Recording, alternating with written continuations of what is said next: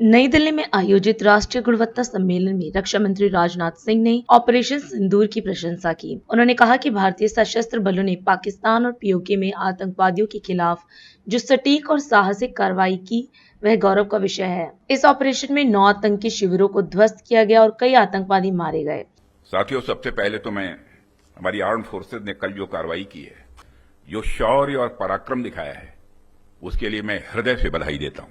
पाकिस्तान और पीओके में जिस तरह से हमारी आर्म्ड फोर्सेज ने टेरर कैंप्स को नेस्त नाबूद किया है, वो हम सब के लिए एक गौरव का विषय है। साथियों, आप सभी नेशनल क्वालिटी कॉन्क्लेव का आयोजन ये आपका चल रहा है। क्वालिटी की क्या भूमिका होती है, यह क्या रोल अदा करती है, इसका नमूना हमने कल देखा। जिस प्रेसीजन के साथ यानी जिस सटीकता के साथ ऑपरेशन सिंदूर एग्जीक्यूट किया गया, वह अनइमेजिनेबल है, बहुत ही सराहनीय है। इसमें 9 टेररिस्ट कैंप्स तबाह हुए और अच्छी खासी संख्या में आतंकी मारे गए।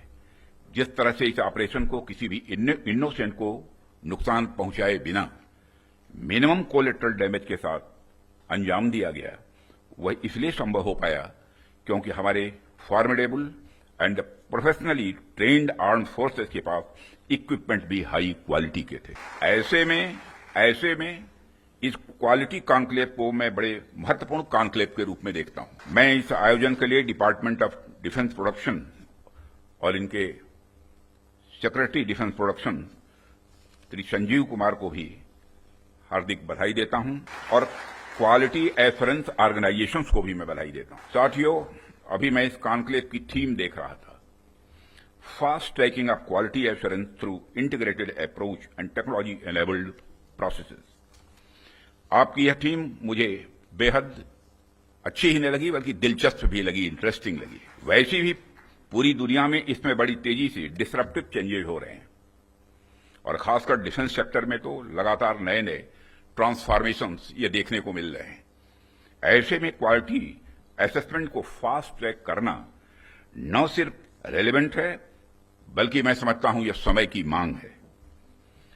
उन चेंजेस को देखते हुए यह थीम अपने आप में बहुत ही रेलेवेंट हो जाती है। इतनी इंटरेस्टिंग और रेलेवेंट थीम रखने के लिए भी मैं आप सबको बधाई देता हूं। मैं ये देख रहा हूं, यहां कई सारे लोग हैं जो अलग अलग फील्ड्स में महारत जिन्होंने हासिल की है, महारथी बैठे हैं यहां। साथियों, इस क्वालिटी कॉन्क्लेव की महत्ता और आवश्यकता पर तो मैं आगे चर्चा करूंगा ही, परंतु पहले मैं आपको कुछ ऐसे बिंदुओं से, कुछ ऐसे पॉइंट से अवगत कराना चाहूंगा जो हमारी सरकार की प्रायोरिटीज से जुड़े हुए हैं। 2014 में माननीय प्रधानमंत्री जी के नेतृत्व में हमारी सरकार आने के बाद प्रधानमंत्री जी ने हमें एक अत्यंत महत्वपूर्ण सूत्र प्रदान किया। उन्होंने शुरुआत में ही डिफेंस प्रोडक्शन सेक्टर के एम्पावरमेंट पर विशेष बल दिया। उन्होंने जो सूत्र दिया, उसके पीछे की फिलॉसफी थी डिफेंस सॉवरेंटी। डिफेंस सॉवरेंटी का मतलब कि जब तक कोई देश अपनी डिफेंस नीड्स में कैपेबल तथा सेल्फ रिलायंट नहीं होता, तब तक उसकी आजादी पूरी तरह से नहीं मानी जा सकती। जब तक हम अपनी सुरक्षा के लिए इंपोर्ट पर डिपेंडेंट रहेंगे, तब तक कहीं न कहीं हमारी आत्मशक्ति में अधूरापन रहेगा। ये अगर हम अपने हथियार और रक्षा उपकरण विदेशों से खरीदते हैं, तो इसका मतलब है कि हम अपनी सुरक्षा को आउटसोर्स कर रहे हैं और उसे किसी और के भरोसे छोड़ रहे हैं। यह बात लॉन्ग रन में सही नहीं हो सकती। हमारी सरकार ने इस विषय पर गंभीरता से सोचा और आत्मनिर्भरता हासिल करने का निर्णायक कदम भी उठाया है। आप सब तो जानते ही हैं कि देश में पहले से ही ऑर्डिनेंस फैक्ट्रीज का एक इंडिजिनस सिस्टम रहा है और इन फैक्ट्रीज ने एक समय पर बेहतरीन काम किया और देश की सुरक्षा जरूरतों को पूरा करने में बहुत ही अहम भूमिका निभाई हुई है।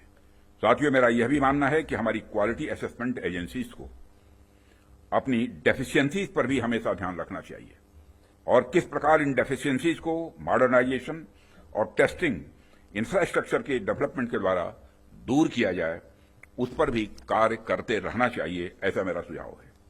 और इस प्रकार नीश टेक्नोलॉजी के क्षेत्र में लगातार गैप एनालिसिस करते रहना एक आवश्यक कदम होगा। डिपार्टमेंट ऑफ डिफेंस प्रोडक्शन और भारत सरकार आपके साथ कदम से कदम मिलाकर चलने के लिए तैयार है।